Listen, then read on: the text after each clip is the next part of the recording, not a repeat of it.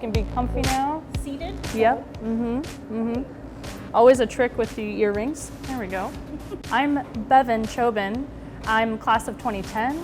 I still live and work in Bloomington. I have the pleasure of working at Wesleyan now in the Action Research Center. Well, I'm MYSZKA BEAVER, and I'm the class of 93. Ken MYSZKA. I'm President and Director of Operations for Epiphany Farms Hospitality Group. We started the company in 2009, and we're currently enjoying beverages at Anju Above in downtown Bloomington. Cherry rhubarb spritz, and then that is a strawberry mint mojito. Delicious. Well, thank you. Thank you. Yeah, cheers. Thank you. Cheers. What's the big draw to Anju Above and Epiphany Farms here in Bloomington? So we actually opened Anju Above in 2013, and it was kind of like our answer of creating a restaurant that was the exact opposite of Epiphany Farms downstairs. And so Epiphany Farms downstairs was a little bit more refined, a little formal, bigger tables, kind of hanging out, and it was really, we wanted to have an eclectic, cool, fun atmosphere up here at Anju Above. And so Anju Above is about a battle of two cuisines. It's pizza, Neapolitan style pizza over here, and then we have a sushi station that's up at the top of the restaurant where we battle between those two types. I remember this being a bar and a dance club up here, and I cannot remember the name. It was called Bogies. I think it might have been something different when I was at Wesleyan from 06 to 2010 though. Right, I can't remember. right. So if there's alums out there that do. In the late 70s, this space was turned into Bogies. And then later on, it was turned into a place called The Loft. The Loft is what it was when I was at Yep. school. Martini. Yep. The Loft. Yep. Oh my gosh. And it was separate from Central Station. They were different businesses, or were they the same? I think they've always been the same. It's Owned by one, the same one folks. building. You have Yeah. the banquet room, the ballroom, and the bell Yes. tower. And then we also have this space, which is actually the original hayloft.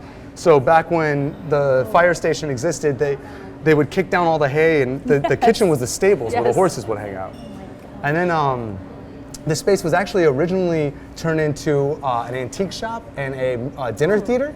And then it was later turned into Central Station Cafe, where it was a restaurant for 35 years before we took it over in 2011. Kind of just like the farming principles of our hospitality group of like stewarding the land and caring for it in a regenerative and sustainable fashion.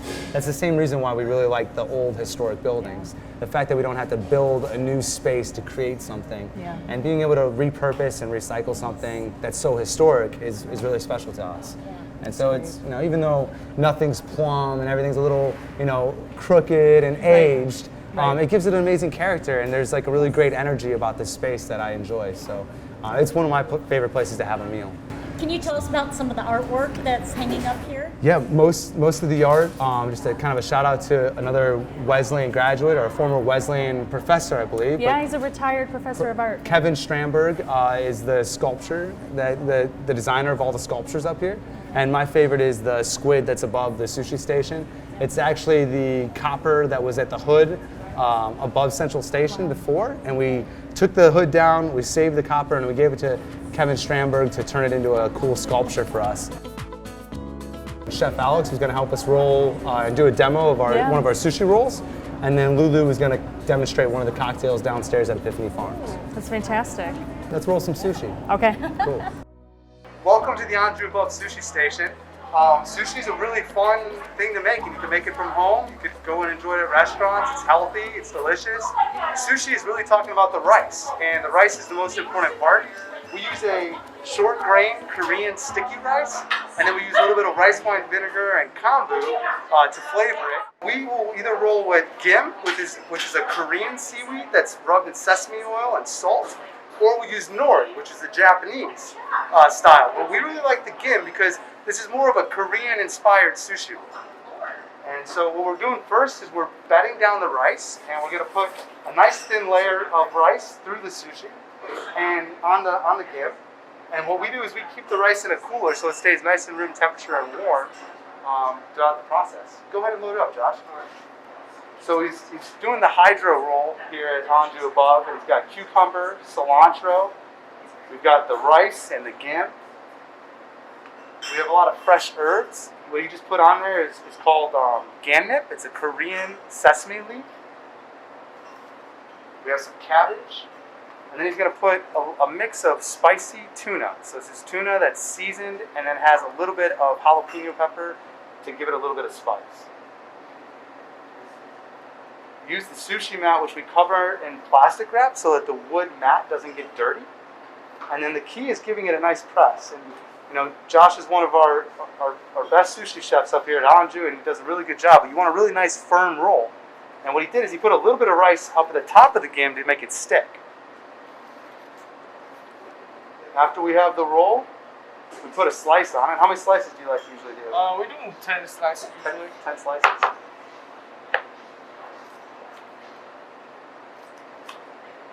And having a really sharp knife is key.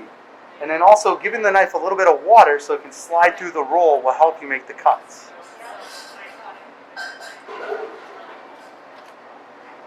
Perfect. Sweet. Now when the roll comes to your table, we want it to have the correct amount of sauce, and we want the sauces to really complement the roll itself. That was a soybean. What was that sauce we just put on? Hydro sauce. And then this is a wasabi mayo. We have a little bit of pickled ginger.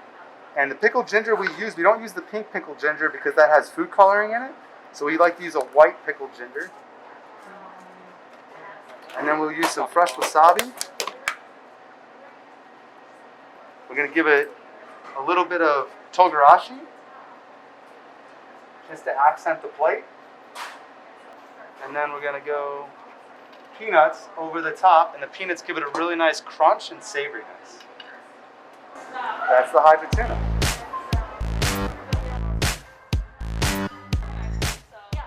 Lulu Martinez. Wonderful. Yeah, just moved here from New York City. Super happy to be here. Wow, that is the reverse of Yeah. what a lot of folks do.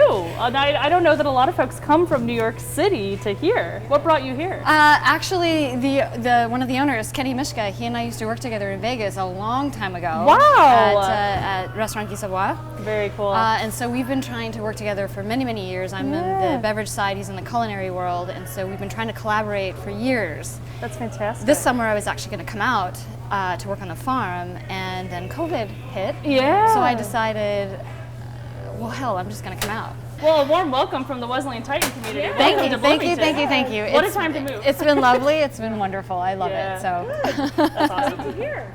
All right, so let's get started on the Front Street Manhattan, shall we? Yes. All right, so I'm going to take 2 dashes of orange bitters. An apple liqueur I'm throwing in here. It's a really nice apple liqueur from Germany. When you are selecting apple liqueurs, you just want to make sure that you're selecting the best ingredients, quality ingredients. That way there's no added sugars to it. And then I've got my Wild Turkey 101 rye. I love it. Can't be without it. And again, it's 1.5 ounces of this, but I'm making 2. Okay. And then I have a blend of sherries. I have the sherry here, but I have it blended already in here. And that's 3/4 ounce of the blend. And that's it. It's 3 ingredients. That's it. Plus your garnish. So I'm just stirring to chill and to dilute. The reason why I'm stirring this cocktail and not shaking it is because there's no citrus in it, so there's no reason for us to wake it up. We want it to stay silky, smooth, and sexy. That's what this drink is all about. That's what the Manhattan is all about. Kind of pull an aromatic. It would agitate it more than we would want, and the texture we're looking for in a stirred cocktail, in a spiritus cocktail, we're looking for something that's silky and smooth. Very cool. And sexy. It makes you feel sexy, so I always throw sexy in there. It sure sounds like it. That feels about right. Is there a feel to when it's time to stop stirring? Well, I stir it until I feel like, yeah, that's a temperature I want to drink it at. Yeah. So it's kind of an art. It's most definitely an art, for sure. Right.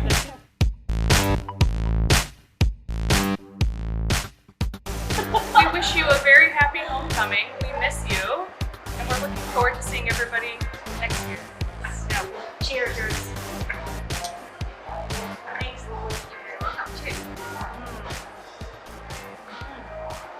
Delicious. I should not finish this.